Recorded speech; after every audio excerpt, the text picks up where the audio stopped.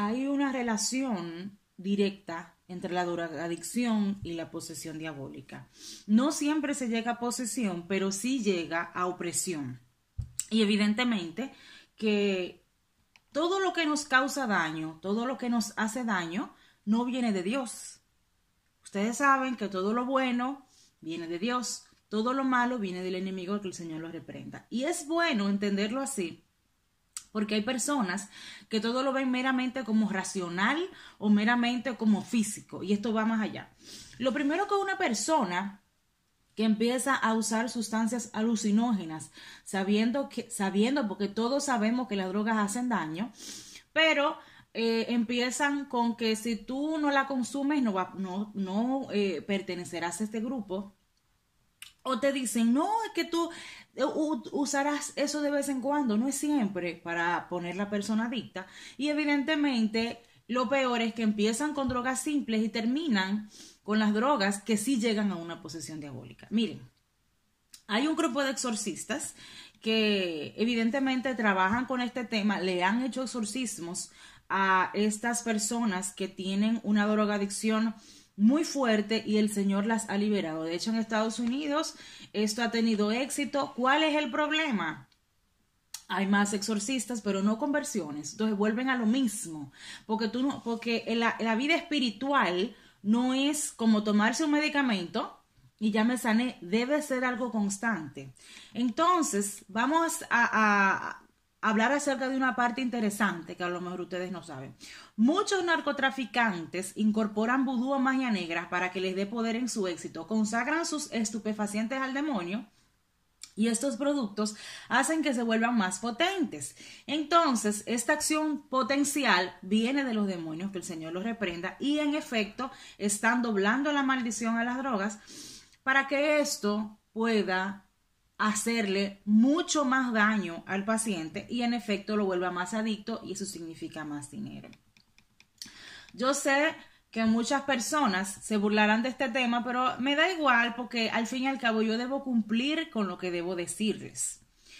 Entonces, cuando queremos dividir el mundo entre una parte esotérica, una parte racional, una parte espiritual y una parte emocional, no nos damos cuenta que al fin y al cabo se engloba un todo y queda lo bueno y lo malo. Queda Jesucristo y Satanás. Lo explico de esta manera porque yo sé que muchos me van a decir, pero es que eso es simplemente cosa de medicina. No, hay una parte espiritual que hay que tomar en cuenta. Le vamos a explicar de un caso del padre Ernesto Caró, que él tiene ya más de 24 años de servicio en la iglesia. Y él nos habla de un asesino para el cartel de los Zetas, el sindicato de crimen más atroz de México. Entonces, él cortaba las personas en pedazos estando vivos, este asesino. Él dijo que sonreía mientras lo hacía, dijo que le gustaba y que él se reía mientras lo hacía. Le dijo cosas muy terribles a este sacerdote. Y él lo iba a visitar de vez en cuando. Entonces, él fue encarcelado por asesinato y secuestro y se convirtió al catolicismo en el 2012. Comenzó una nueva vida. Entonces, él dice, ha oído que el hombre está seguro en una cárcel, pero no sabe su paradero.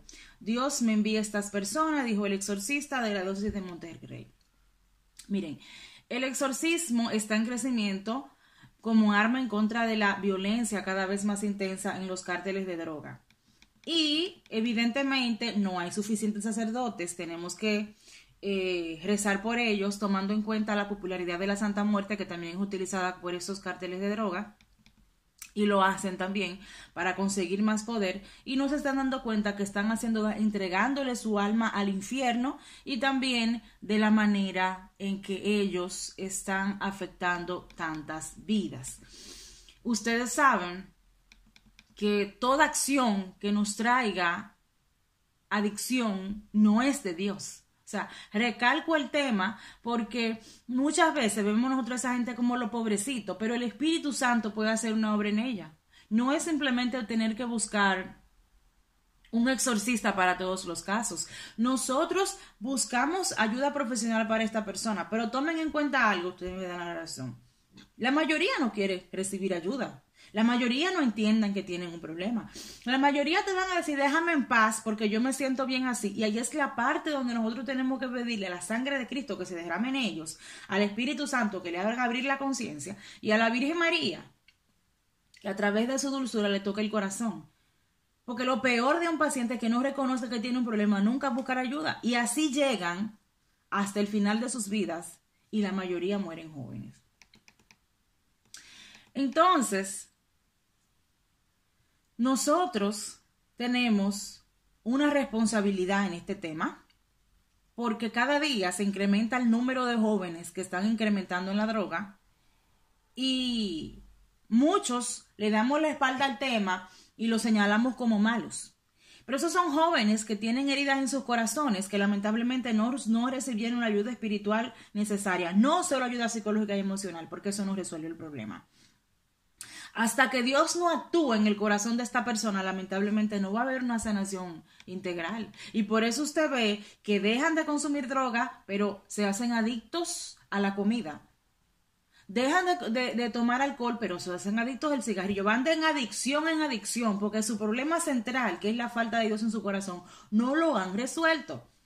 Y nosotros también debemos estar en gracia de Dios, integrarnos en los grupos de oración y en esos grupos de oración buscar a esos jóvenes que necesitan esa ayuda e imponerle las manos en el nombre de Jesús, recordando que Jesús nos dejó para que transmitamos a las demás personas al Espíritu Santo. Pero si yo no estoy en gracia de Dios, si yo no pido por mi propia liberación, no puedo transmitirlo. Ahí es que está el detalle de entender que esto va más allá de algo emocional o de una adicción de que el pobrecito hay que tenerle pena y ponerle la mano en la cabeza y decir no te preocupes que tú vas a un psicólogo y te vas a resolver. No, pero también orar porque muchos de nosotros pensamos que el problema solo se va a quedar en el vecino o solo se va a quedar en otro pueblo hasta que no nos llega la familia porque no tenemos las suficientes armas para combatir contra esta milicia oscura que está por encima de nosotros. Repito, no solo por la droga, porque toda clase de adicción es dañina, pero esta es mucho peor porque le cambia a la persona, lo transforma. Lo hace en una dependencia de tal manera que no le importa familia, que no piensa en nadie, que no se para por nadie. Solo Dios le puede cambiar el corazón. Entonces, más que señalarlos, repudiarlos o maltratarlos, es verlos como personas enfermas del alma, más que del cuerpo, y pedirle diario al Espíritu Santo por lo menos 5 minutos por todos aquellos que sufren con estas adicciones. Los gobiernos nos quieren adictos para controlarnos. Jesucristo nos quiere libres para que seamos libres en espíritu y en verdad. Por eso los gobiernos no le van a hacer en la América Latina la guerra a las drogas, porque ellos quieren que la gente viva en el limbo para ellos controlarlo a su manera, que no despierten de la realidad. Y Jesucristo sigue siendo el camino, la verdad y la vida hacia donde nosotros tenemos que seguir. Y ese es mi llamado en el día de hoy. Tomemos en cuenta a todos aquellos adictos a la marihuana, a la cocaína, a la heroína, al éxtasis, a todos aquellos estupefacientes que llevan a la persona más que a una presión, a una posesión diabólica y lamentablemente los llevan a un psiquiatra, los llevan donde el manicomio y no comenzamos nosotros en el Espíritu Santo a discernir que esa persona realmente tiene un problema espiritual y hay que orar por ellos. Vamos a orar para que haya más grupos de personas nobles, caritativas y misericordiosas que vayan a esos sanatorios a imponerle manos a estas personas, le transmitan el Espíritu Santo y sean sanados en el nombre de Jesús. Que el Señor los bendiga y los guarde, le muestre su rostro y los salve.